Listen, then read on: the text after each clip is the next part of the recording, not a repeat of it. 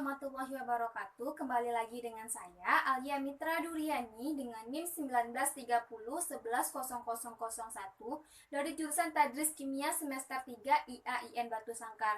Baiklah, di video kali ini kita akan membahas mengenai ester dan ether.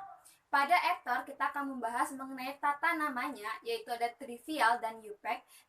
Lalu ada sifat-sifatnya serta reaksi-reaksi yang terjadi pada ether. Sedangkan pada ester kita membahas tata namanya juga, ada yang UPEC dan trivialnya, lalu sifat-sifatnya serta reaksi-reaksi yang terjadi. Kita masuk yang pertama itu ke ether. Ether ini memiliki gugus fungsi yaitu R, O, R aksen. Gimana gugus fungsinya? R, O, R aksen. Ini tanda koma di atas ini artinya aksen. Lalu kita masuk ke materi kita ether, yaitu mengenai tata nama ether atau alkoksi alkana, yaitu UPEC.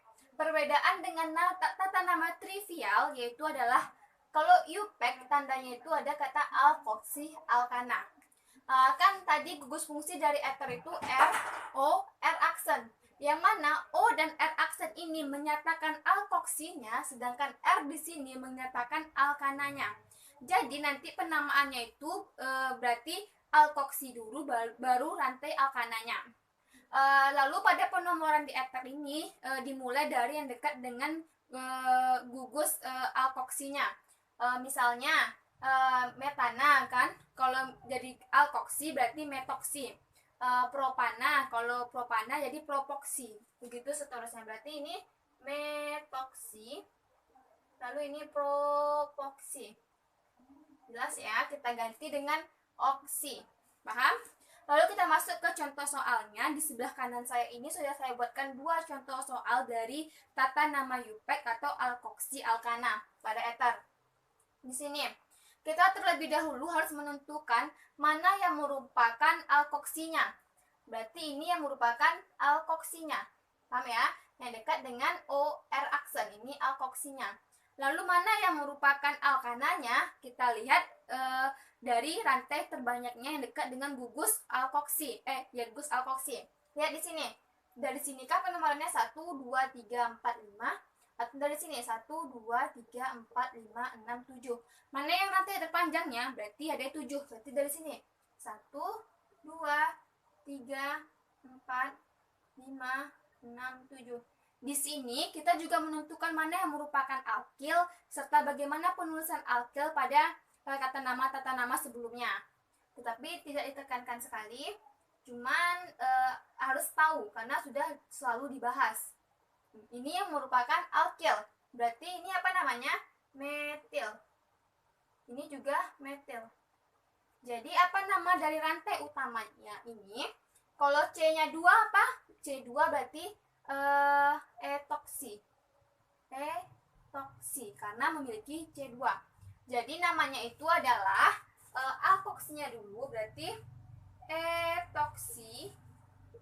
Jangan lupa penomorannya 3 ektosi strip baru diikuti dengan alkilnya. Mana yang merupakan alkil atau cabangnya? Berarti ini ada 2, berada pada nomor 4,5 strip dimetil strip baru diikuti dengan rantai utamanya atau rantai alkananya. Rantai alkananya ada 7, berarti kalau 7 apa? Heptana. Paham ya? Contoh kedua lagi. Mana yang merupakan alkoksi? Saya ulangi lagi, kalau alkoksi itu C-nya itu yang sedikit, sedangkan yang alkana itu C-nya yang banyak. Dari soal di sini tadi, soal contoh kedua tadi, mana C yang paling sedikit? Tentu ini. Berarti ini yang merupakan alkoksinya. Karena ada C-nya 4, berarti namanya adalah butoksi. Butoksi. Lalu, mana yang merupakan rantai utamanya? Ini, rantai alkananya. Dari penomoran yang dekat dengan gugus alkoksi. 1, 2, 3, 4, 5. Jadi apa namanya? Namanya itu adalah 1 butoksi strip. Karena rantai utama alkananya itu ada 5, berarti kalau 5 apa? Pentana. Paham ya? Gitu. Itulah tata nama UPEC dari ether. Lalu kita masuk ke tata nama trivialnya lagi dari ether lagi. Kan tadi gugus fungsi dari ether itu adalah ROR aksen seperti ini. Kalau pada tata nama trivial ini, R di sini menyatakan alkil, O di sini menyatakan ether, sedangkan R aksen di sini menyatakan alkil. Jadi pengurutan namanya itu adalah alkil, alkil, ether atau cabang-cabang ether. Contoh di sini.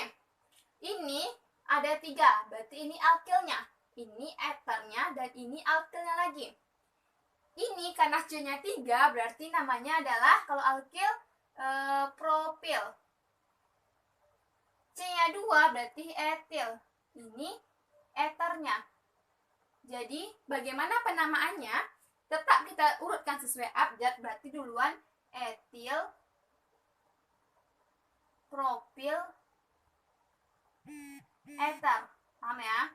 Lalu contoh kedua lagi. Ini alkilnya yang dinamakan dengan isopropil. Lalu ini karena C-nya 2 juga merupakan alkil, ini namanya etil. Ini yang O di sini adalah gugusnya atau ether. Jadi nama dari soal contoh nomor 2 ini adalah etil isopropil ether. Paham ya? Kita harus juga mengurutkan sesuai abjadnya. Lalu kita masuk ke yang ketiga mengenai pembahasan sifat-sifat ether. Sifat-sifat ether ini ada 2. Yang pertama itu, ether ini memiliki titik didih yang lebih rendah dibandingkan alkohol karena tidak terjadi ikatan hidrogen, sehingga ether mudah menguap. Yang kedua, ether ini sedikit polar, akan tetapi kurang polar jika dibandingkan dengan alkohol, amida, dan ester. Saya ulang lagi, ether ini titik didihnya itu rendah dibandingkan dengan alkohol karena tidak memiliki ikatan hidrogen dan mudah menguap. Yang kedua itu, ether ini sedikit polar, namun akan tetapi kurang polar jika dibandingkan dengan amida, ester, dan alkohol. Paham? Lalu kita masuk ke reaksi-reaksi ether. Reaksi-reaksi ether itu ada 4. Yang pertama itu reaksi pembakaran. Yang kedua reaksi dengan logam aktif. Yang ketiga reaksi dengan PCl5. Lalu reaksi dengan HX atau asam halida. Yang keempatnya kita bahas yang satu-satu dulu, yaitu reaksi pembakaran. Yang mana seperti pada umumnya reaksi pembakaran pada ether ini juga akan menghasilkan karbon dioksida dan uap air. Anggap ether ini berarti ini ada 2. Ether ini C-nya 2 ya. Berarti ether direaksikan dengan pembakaran, berarti pembakaran memerlukan gas O2. Lalu reaksi pembakaran dari ether ini akan menghasilkan karbon dioksida dan uap air. Namun kita tidak bisa pula membilang kalau reaksi pembakaran ini gampang, tetapi kita harus juga membandingkan koefisiennya antara kiri dan kanan. Koefisiennya itu harus sama. Kebetulan soal yang saya buat itu koefisiennya sudah sama. Jadi kita tidak perlu menyetarakan koefisien kiri dan kanan. Lalu kita masuk ke reaksi ether yang kedua, yaitu adalah reaksi dengan logam aktif. Yang mana ether ini tidak dapat bereaksi dengan logam aktif Na, sehingga dapat membandingkannya dengan alkohol. Kalau alkohol kan dapat bereaksi dengan logam aktif yaitu Na. Kalau di ether tidak dapat bereaksi dengan logam aktif yaitu Na, sehingga itu dapat dijadikan perbandingan antara alkohol dan ether. Seperti ini. Ini adalah gugus dari alkohol. Saat alkohol direaksikan dengan logam Na, maka akan menghasilkan RONA. Yang mana Na ini akan bergantian dengan H di alkohol, sehingga akan terbentuk RONA ditambah setengah dari hidrogen. Paham ya? Atau ditambah dengan hidrogen. Lalu kalau misalnya ether direaksikan dengan Na, maka tidak terjadi reaksi. Saat ether direaksikan dengan Na, tidak terjadi reaksi. Begitu. Lalu pada ether ini, sehingga pada reaksi logam aktif Na ini dapat dijadikan perbandingan antara alkohol dan ether. Lanjut ke reaksi dengan PCl5. Reaksi ketiga pada ether. Reaksi dengan PCl5 ini Ether dapat bereaksi dengan PCl5 tetapi tidak membebaskan HCl atau asam klorida. Gimana contohnya? Misalnya seperti ini. Saat ether di sini direaksikan dengan PCl5, maka R di sini akan bergabung dengan Cl1. Di sini ini dia. Lalu R aksen di sini bergabung lagi dengan Cl, ini dia. Sehingga Cl-nya berarti tersisa 3. Makanya tersisa P, ini O-nya, O, Cl3, sisa dari Cl5 tadi. Misalnya contohnya seperti ini. Ini ada namanya, ini ada reaksi Tuagapatma 5 ether, yaitu direaksikan dengan PCl5, maka akan menjadi apa? Kita perhatikan ininya. Berarti yang di sini tadi akan bergabung dengan Cl. Misalnya gini, CH3, CH2, CH2 akan bergabung dengan Cl. Lalu ditambah yang R lagi sebelah sini. Berarti ini R tadi, ini O-nya, ini R aksennya. Ditambah CH2, CH3, di sini Cl, baru lagi ditambah dengan POCl3, yang mana POCl3 ini merupakan fosfopil triklorida. Apa tadi POCl3? Fosforil triklorida. Inilah reaksi dengan PCl5. Dia tidak membebaskan HCl atau asam klorida. Lanjut ke reaksi terakhir pada ether, yaitu reaksi dengan HX atau asam halida. Yang mana asam halida yang mudah terurai itu misalnya itu adalah HI atau asam iodin. Jika asam halida terbatas, misalnya kayak HI tadi, ether direaksikan dengan HI yang terbatas, maka akan menghasilkan alkohol dan R aksen I. Yang mana I di sini akan masuk ke C yang lebih banyak. Mana C yang lebih banyak, di situ I akan masuk. Lanjut, misalnya gini contohnya. Ada CH3OC, C2H5. Lalu di mana I akan masuk? I di sini di mana masuk? Tentu I akan masuk di C yang banyak, yaitu C2H5. Maka akan hasilnya itu C2H5I lalu CH3OH. Gini. Paham ya? Namun bagaimana jika ether direaksikan dengan asam halida yang berlebih? Bagaimana contoh berlebih itu? Seperti ini. Saat ether direaksikan dengan 2HI atau 2 mol HI, maka R di sini akan bereaksi dengan I, akan bergabung dengan I, sedangkan R aksen juga bergabung dengan I dan terbentuk uap air atau H2O. Misalnya soal yang sama lagi, CH3OC2H5 ditambah 2 mol HI. Maka CH3 di sini bergabung dengan I1, berarti sisa satu lagi I. Lalu C2H5 di sini yang bergabung lagi dengan I, berarti I-nya sudah habis, tinggal sisa 2H. Lalu 2H di sini akan bergabung dengan O menjadi 2H2O. Ini hasilnya. Paham? Paham ya? Lalu selesailah materi mengenai ether. Kita masuk ke materi kita yang kedua, yaitu ester. Yang mana di ester ini, seperti yang sudah saya bahas sebelumnya, akan membahas tata namanya, UPAC dan trivial, lalu sifat-sifatnya, serta reaksi-reaksi yang terjadi pada ester.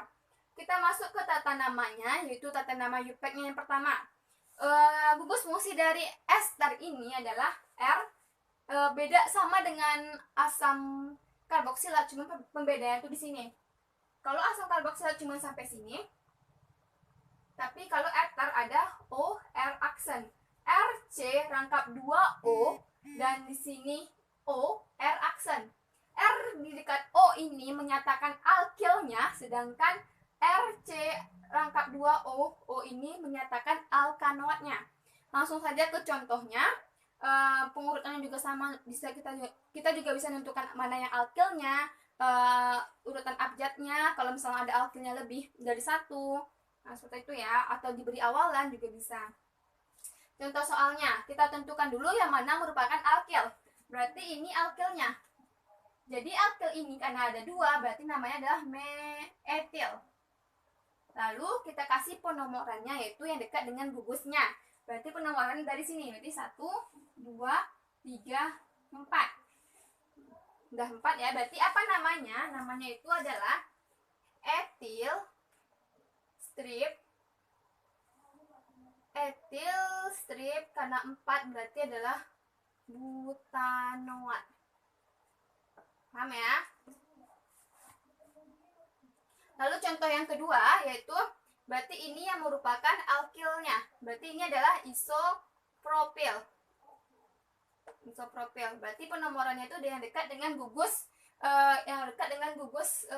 esternya. Berarti dari sini 1, 2, 3, 4, 5.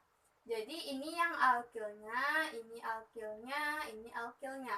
Ini etil, ini metil, ini etil. Jadi namanya itu adalah isopropil. Alkil dulu baru alkil alkanoat. Isopropil, propil strip. Kita langsung ke nomor cabangnya. Berarti duluan etil. Etil ada 2, berarti 2,4 strip dietil strip metil di nomor 3 metil strip. Karena ada 5, kalau 5 itu apa? Pentanoat. Pentanoat. Inilah nama contoh nomor 2 di tata nama UPEC.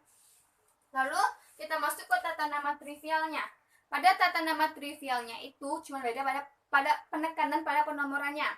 Kalau di tata nama trivial, kalau nomor 2 itu diganti dengan alfa, nomor 3 diganti dengan beta, nomor 4 diganti dengan gamma, nomor 5 diganti dengan theta. Lalu penamaan dari rantai utamanya itu kalau 1 namanya asam formiat, 2 asam asetat, 3 asam propiat, 4 asam butirat. 3 proponat, 4 asam butirat. Atau seterusnya sampai 10 atau sampai dengan asam kapra. Contoh soal seperti ini. Kita juga menentukan mana yang merupakan alkil dan mana yang merupakan alkanoat. Ini merupakan alkilnya, ini merupakan alkanoatnya. Karena ada 2 berarti namanya etil. Ya, paham? Kalau ini kita tentukan mana yang merupakan rantai utamanya. Rantai utamanya atau penomorannya dari sini 1, 2, 3, 4. Mana yang alkilnya? Alkilnya ada di sini. Paham ya? Lalu bagaimana penamaannya? Penamaan itu adalah etil strip 2. Kan kalau di tata nama UPEC semuanya 2,2. Tapi kalau tata nama trivial 2 tadi kita ganti dengan alfa. Berarti alfa, alfa, etilnya ada 2, metilnya ada 2, dimetil strip. Karena 4 berarti nama 4 itu apa? Butirat. Butirat. Tuh, paham ya? Begitulah tata nama dari ester, baik itu yang UPEC-nya, baik itu yang trivialnya. Lalu kita masuk ke sifat-sifat ester dan reaksi-reaksi ester. Saya hapus terlebih dahulu papannya ya. Kita masuk lagi ke ester, tetapi mengenai sifat-sifat ester dan reaksi-reaksi pada ester. Sifat-sifat ester di sini ada 2. Yang pertama itu ester itu dengan suhu yang rendah akan mudah menguap dan mengeluarkan bau yang harum. Lalu sifat kedua itu titik tidih dan titik beku dari ester ini lebih rendah dibandingkan dengan asam karboksilat. Itulah sifat-sifat dari ester. Kita masuk ke materi terakhir yaitu mengenai reaksi-reaksi ester. Reaksi-reaksi ester ini ada 2 yaitu reaksi hidrolisis dan reaksi saponifikasi atau reaksi penyambunan. Kalau reaksi hidrolisis yang namanya hidro berarti menggunakan uap air atau H2O. Di sini ada gugus fungsi dari ester direaksikan dengan H2O atau air, maka akan menghasilkan yang ini adalah asam karboksilat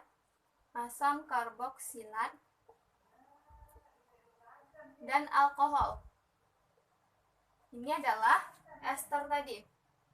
Lalu ini airnya. Saat ester direaksikan dengan air, maka akan menghasilkan asam karboksilat dan alkohol. Sehingga reaksi ini bisa balik atau disebut dengan reaksi esterifikasi. Atau kalau di asam karboksilat materi sebelumnya itu kan kalau asam karboksilat direaksikan dengan alkohol maka akan menghasilkan ester dan H2O. Namun pada ester saat ester direaksikan dengan H2O maka akan menghasilkan asam karboksilat ditambah dengan alkohol begitu. Lanjut ke reaksi yang kedua, yaitu reaksi saponifikasi atau reaksi penyabunan. Yang mana ester di sini direaksikan dengan basa, yaitu basanya ini adalah NaOH atau natrium hidroksida, maka akan menghasilkan garam ditambah dengan ROH. Yang mana nanti di sini adalah garam dan ini adalah ROH atau adalah alkoholnya. Saat ester direaksikan dengan NaOH disebut dengan reaksi penyabunan atau reaksi saponifikasi, maka akan menghasilkan garam ditambah dengan alkohol. Lalu kita masuk ke pertanyaan. Di sini sudah ada 5 pertanyaan. Kita jawab satu persatu ya.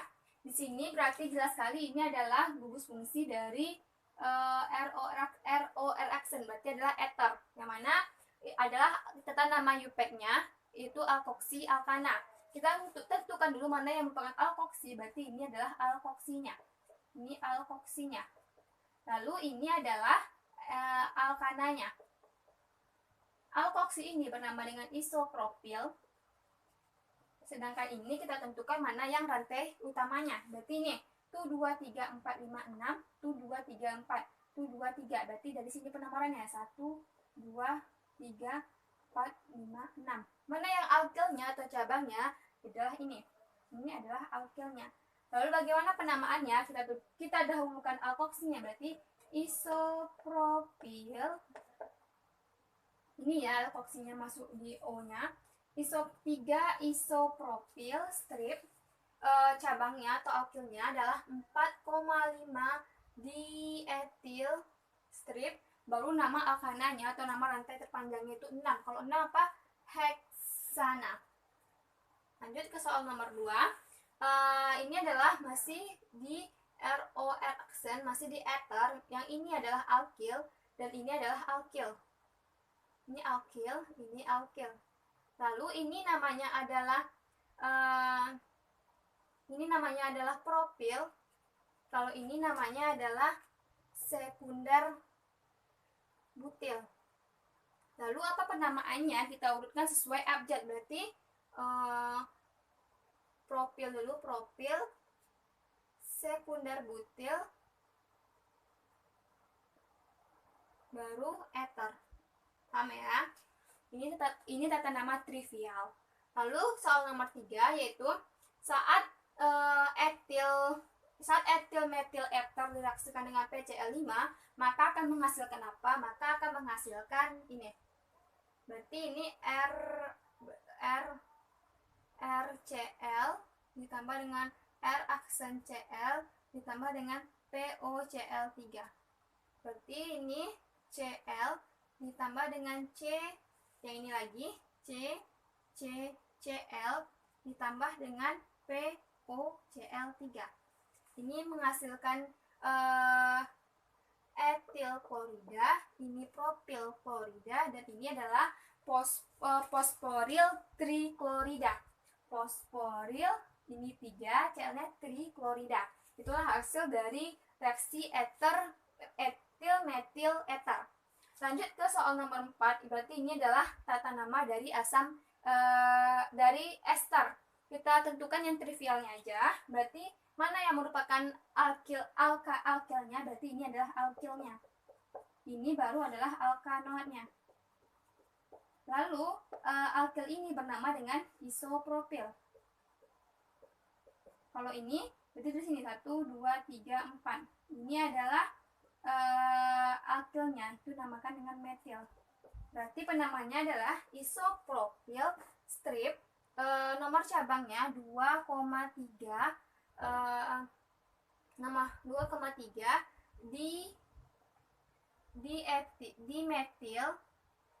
dimetil strip, baru namanya 4. Berarti kalau 4 apa? Butanoat. Paham ya? Lalu kalau misalnya kita masukkan ke nama trivialnya, kita ganti aja 2 ini menjadi alfa, sedangkan 3 ini menjadi beta. Lalu ya dimetilnya, dan butanol ini kita ganti dengan butirat. Paham ya? Lanjut ke soal nomor 5, yaitu saat saat etil saat etil saat etil saat etil butirat saat etil butanoat direaksikan dengan NaOH, berarti ini adalah reaksi saponifikasi, maka akan menghasilkan yaitu berupa garam ditambah dengan